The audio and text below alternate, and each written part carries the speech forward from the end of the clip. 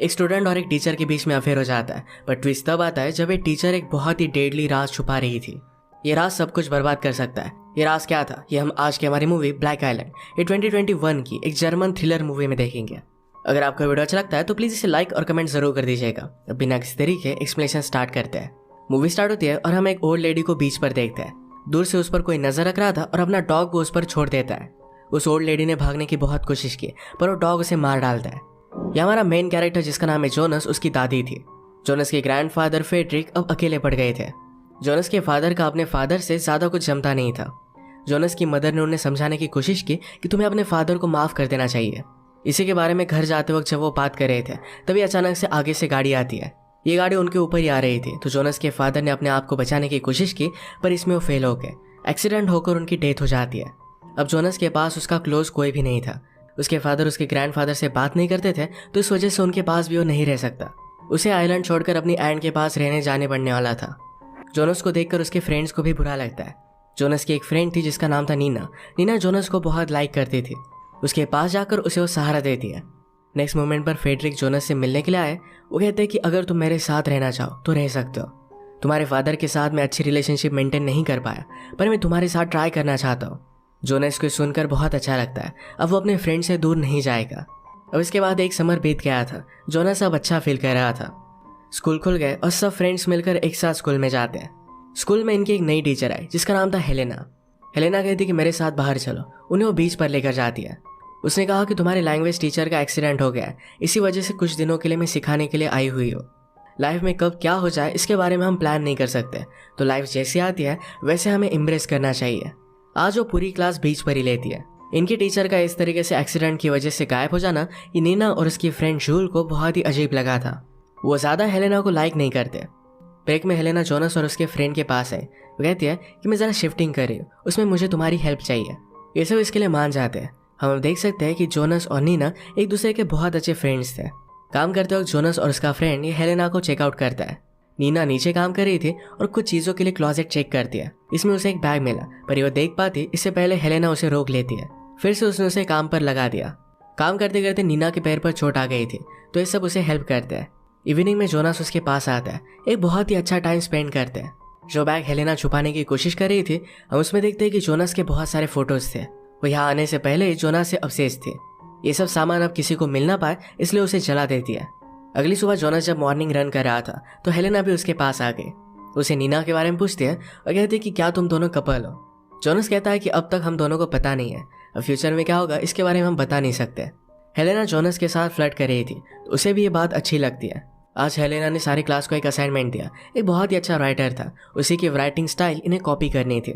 एक अच्छी सी पोएम लिख कर लानी थी। जोनस ने अपनी पोएम कंप्लीट कर ली, पर नीना को कंप्लीट करने में ज़रा तकलीफ हो रही थी, तो उसके पास आ जाती है। उसे चलने में हेल्प करता है और कहता है कि तुम बूढ़ी औरत की तरह चल रहे हो। ये दोस्त पर बहुत हंसते हैं। अच्छा टाइम स्पेंड करते हुए एक बहुत ही ब्यूटीफुल सी पोएम लिखते हैं। ग्रैंडफादर ने इन्हें देखा और नीना से कहते हैं अगर तुम चाहो तो डिनर के लिए रुक सकती हो। नीना डिनर के वक्त कहती है कि जोनस भी अपने फादर की तरह एक बहुत ही अच्छा राइटर है।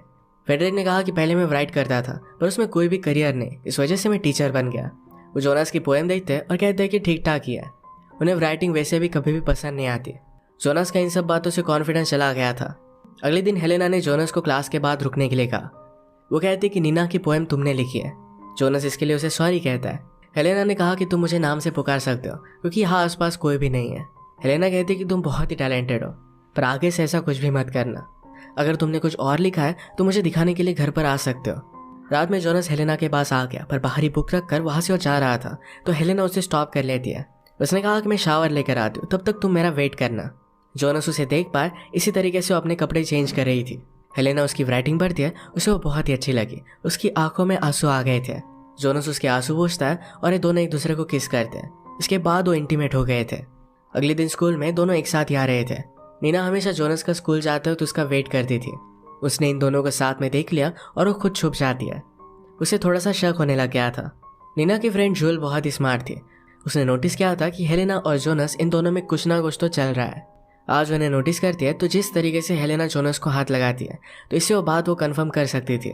नीना को इस बात से बहुत ही बुरा लगा। क्लास के बाद उसने हेलेना से बात की। उसने कहा कि मैंने मेरी पोएम नहीं लिखी थी, जोनस ने मुझे हेल्प की थी। हेलेना कहती कि क्या तुम दोनों एक दूसरे के साथ रिलेशनशिप में हो। नीना ने झूठ कहा कि हम दोनों बहुत दिनों से एक साथ हैं। हेलेना कहती है कि तुम भी बहुत ही अच्छा राइट करते हो, तो नेक्स्ट टाइम खुद राइट करना। घर जाते हुए नीना ने जोनस से कहा कि मैंने हेलेना को बता दिया कि मेरी पोएम तुमने ही लिखी थी। जोनस कहता है कि उसे पता है, उसने मुझसे इसके बारे में बात की थी। ये बात नीना को वियर्ड लगी क्योंकि हेलेना प्रिटेंड कर रही थी कि इसके बारे में उसे कुछ भी पता नहीं है। आज नीना और जोनस मिलकर जोनस के पेरेंट्स के घर पर जाते हैं। वैसे फिर से रहने के लिए रेडी कर रहा था। नीना कहती है कि तुम्हारे ग्रैंडफादर बहुत ही रूड है। जोनस ने कहा कि कभी भी मेरे फादर के टैलेंट को देख नहीं पाए, इसी वजह से वो कभी भी बात नहीं करते थे। सब कुछ सामान देखते हुए जोनस को अपने बचपन की गाड़ी दिखती है। उसे अपनी मदर की बहुत याद आती है। वो रोने लग गया था तो नीना ने उसे सहारा दिया और ये दोनों किस कर लेते हैं। वो कहती कि मुझे पता है तुम लोगों को खोने से डरते हो, पर मैं तुम्हें कभी भी छोड़कर नहीं जाऊंगी। अभी दोनों कपल बन चुके थे। नेक्स्ट सीन में हम देखते हैं कि इनकी स्कूल की 50th एनिवर्सरी थी। फेडरिक उन्हीं के स्कूल में पढ़ाते थे तो उन्हें लेक्चर देने के लिए बुलाया गया। जोनस और उसके सब फ्रेंड्स मिलकर हैंग आउट कर रहे थे। वो कुछ वाइन्स की बॉटल्स देखते हैं और उसे गायब करने के लिए पहुंच गए। स्पीच देते हुए फेडरिक हेलेना को देखता है और अचानक से धक्का आकर वो नीचे गिर गए। ये सारी बात नीना ने नोटिस की थी। फेडरिक को ये सब घर पर लेकर जाते हैं और रात में नीना ने जोनस से इसके बारे में बात की। जोनस इस बात को इग्नोर कर देता है। नीना ने कहा कि हेलेना ने अपने हेयर्स भी कट कर लिए थे, जैसे वो किसी और की तरह दिखना चाहती थी। जोनस उसे पागल समझता है, तो इस बात से इन दोनों में झगड़ा हो गया और नीना रोते रोते घर पर चली गई। बीच रात में चुपके से हेलेना जोनस के पास पहुंच जाती है और ये दोनों इंटीमेट हो गए। सुबह लेट उठी तो डर कर स्लोली घर से बाहर निकल जाती है। उसे घर से बाहर निकलता हुआ नीना ने देख लिया था। वो जोनस के लिए कुछ लेकर आई थी। ये डोर पर ही रख देती है क्योंकि उससे गुस्सा हो गई थी। कल रात जो भी हुआ था। इसके बाद फेडरिक एक ओल्ड लेटर खोल कर देखते हैं। स्कूल में जूल और नीना जब रनिंग कर रहे थे तो जूल ने कहा कि हेलेना की वजह से फेडरिक को प्रॉब्लम आया था। ये बात बहुत ही वियर्ड थी। नीना इस बात को पहले डाउट कर रही थी, पर जूल को भी यही लगा था, तो इस वजह से इसे परस्यू करने के लिए रेडी हो जाती है। कल के बाद फेडरिक जरा डर गए थे। वो जोनस को स्कूल जाने से मना करते हैं। उन्होंने हेलेना के बारे में जोनस से पूछा।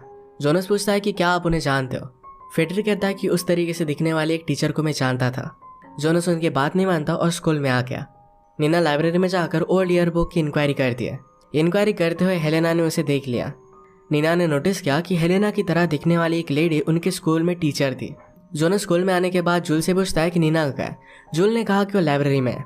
नीना को जब ये बात पता चली तो हेलेना उसके पास आ गई थी। नीना पूछती कि वो टीचर और तुम्हारे बीच में कनेक्शन क्या है।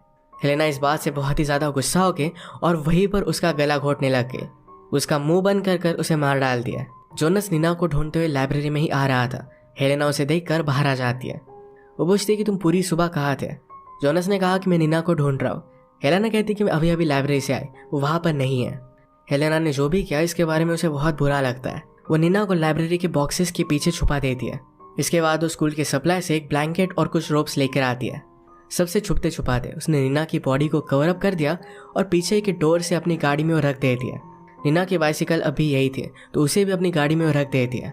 जोनस हर जगह पर नीना को ढूंढने की कोशिश करता है पर उसे कहीं भी नहीं मिलती। उसने आकर अपने फ्रेंड से बात की तो जूल्स कहती कि वो लाइब्रेरी में थी। शाम में हेलेना डेड बॉडी लेकर सी के पास आई।